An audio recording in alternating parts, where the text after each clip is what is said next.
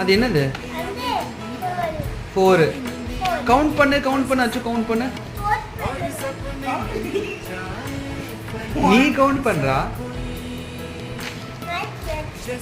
Match இல்ல இது.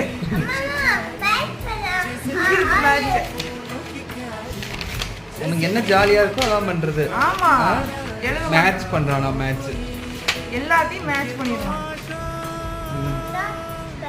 இது என்னது இது? எப்படி பண்ண? என்னது?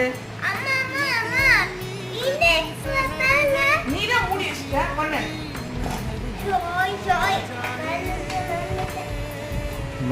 மறந்துட்டேன்.